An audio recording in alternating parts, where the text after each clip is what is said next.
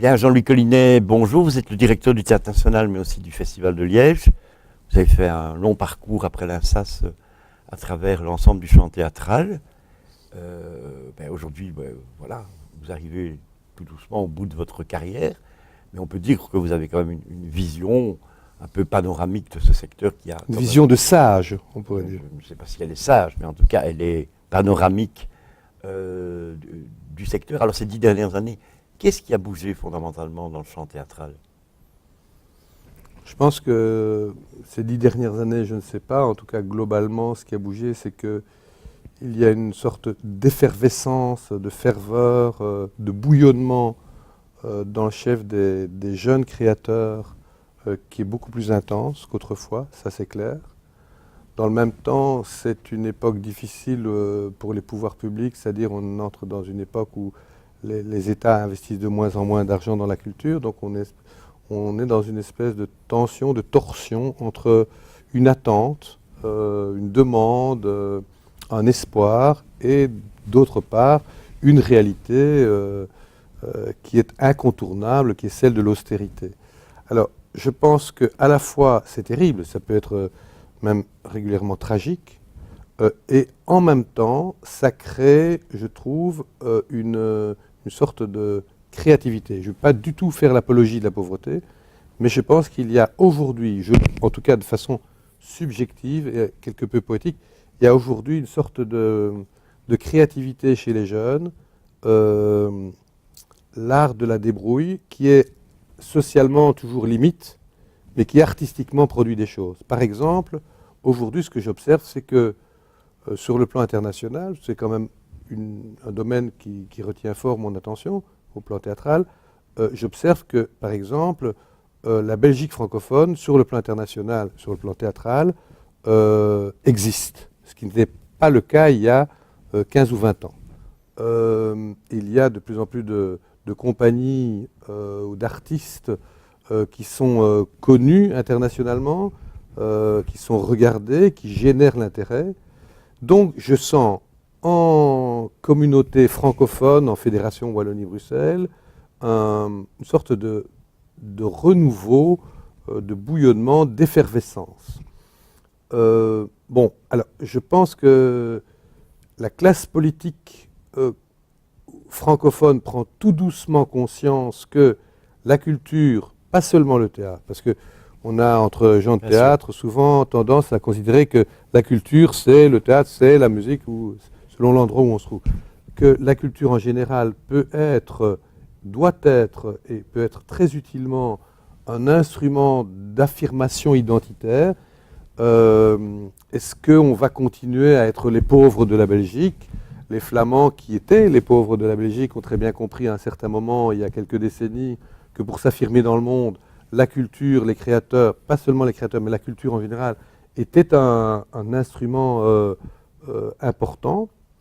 Moi, je prie, j'incite la classe politique pour qu'elle se rende compte qu'effectivement, elle a le devoir d'instrumentaliser la culture aux fins de cette affirmation de notre capacité, nous francophones, de notre capacité créatrice, de notre richesse.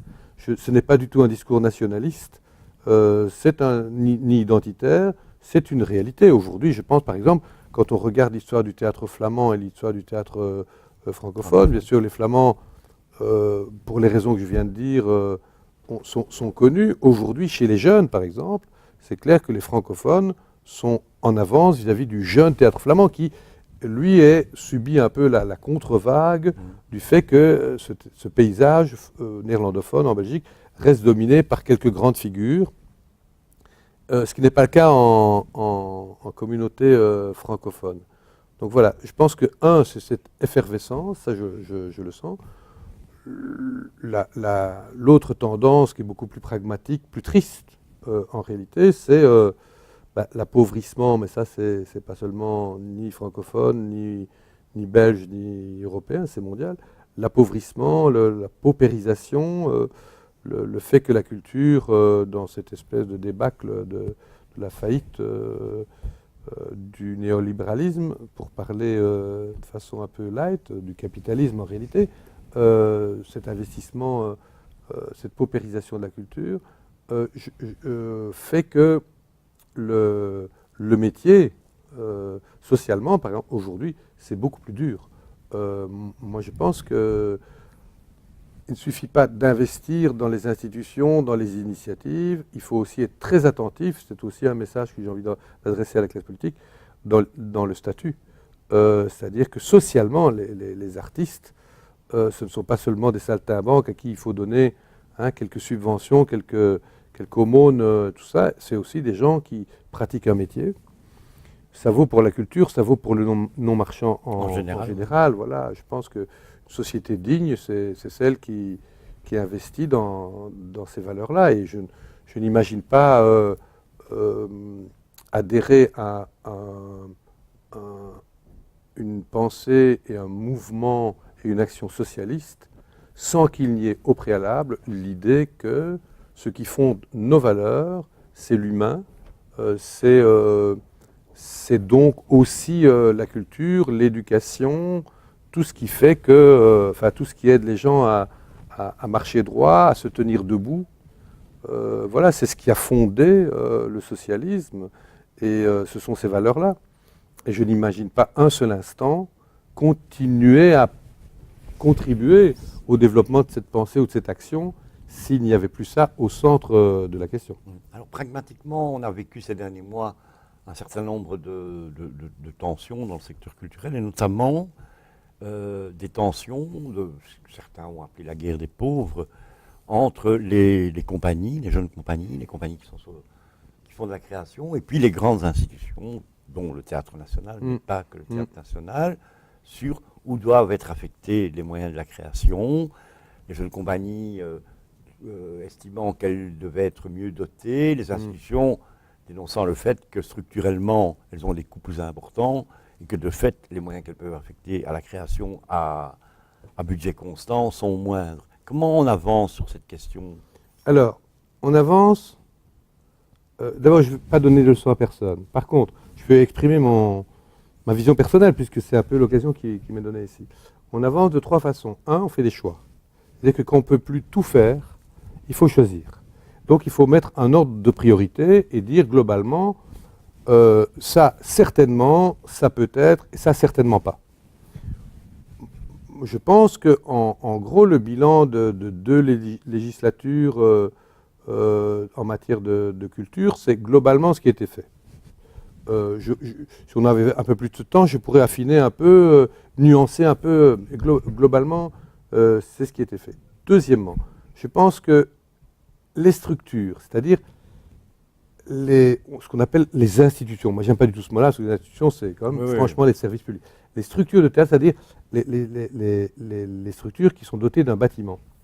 Les grandes maisons, quoi. Oui, grandes ou moyennes ou petites, mais enfin, les gens qui ont à disposition un outil. Ils n'ont pas de raison d'être, si ce n'est de vivre, de faire vivre, d'accueillir, de porter, d'accompagner des créateurs, jeunes ou moins jeunes, parce que gardons-nous du jeunisme aussi.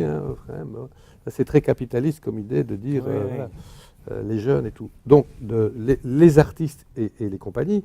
Donc ça veut dire, d'une part, moi je suis pour l'idée qu'il faut conforter les structures grandes, petites, moyennes, petites, dans leur mission, dans les moyens qu'on leur apporte, mais en étant plus contraignant, plus coercitif sur le lien qu'on entretient avec. Un exemple, pas pour vendre ma soupe, mais moi j'ai décidé qu'au Théâtre National devrait prévaloir maintenant les jeunes. Plein de théâtres le font. Et donc je n'invente rien. Mais je me dis, sauf que dans toute son histoire, le Théâtre National l'a fait sans doute un peu tout au début, mais moi je ne connais pas très bien les origines du Théâtre National.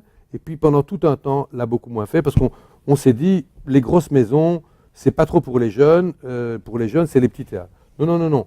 Moi je pense que si aujourd'hui on n'investit pas dans les nouvelles générations, avec exigence, on est mort. Le théâtre va mourir. Le théâtre va mourir, voilà. Et j'ajouterai un troisième, qui n'est pas trop lié au milieu théâtral, mais qui l'est de toute façon et d'une certaine façon, c'est que moi je pense que ce dont je viens de parler, c'est un peu la diversité, c'est-à-dire l'offre. Il faut soutenir les créateurs dans leur diversité. Il y a plein de domaines artistiques, il y a plein de domaines culturels. D'un autre côté, il y a le public et les citoyens. Parce que l'art n'existe pas sans le plus grand chef-d'œuvre au milieu du désert. Ça n'a pas de sens. Bon. Et c'est là où, si moi, de fait, on m'interroge sur une politique culturelle à venir, un troisième domaine qui pour moi est essentiel, qui est à développer, c'est celui de la culture de proximité. Et c'est quoi la culture de proximité? Ce sont les centres culturels. Alors pourquoi? Les centres culturels, ce sont à la fois des structures qui sont proches du public, qui sont un lien entre tout le monde de la création artistique et les citoyens, le public, les gens, d'une part, et d'autre part, pourraient, s'ils étaient correctement soutenus sur un plan financier, constituer une sorte de marché, excusez-moi du terme, c'est-à-dire un territoire de possibilités pour les artistes. Aujourd'hui, une compagnie qui crée dans un hangar de la périphérie, je ne caricature pas, mais voilà, on est souvent à ça, au maximum, si elle a de la chance, elle va jouer 6 fois, et puis c'est fini. Donc beaucoup d'argent, beaucoup d'énergie, beaucoup d'espoir, d'enthousiasme, qui finalement se réduit à très peu de choses. Les centres culturels pourraient constituer un vrai réseau à deux conditions. Un, qu'ils soient refinancés. Et moi je pense que, de nouveau, si j'avais la possibilité, c'est une chose que je ferais, refinancer les centres culturels. Deux, la question des cahiers de charges. Alors je sais qu'il y a, moi j'ai connu l'arrêté royal de 73 jusqu'à aujourd'hui.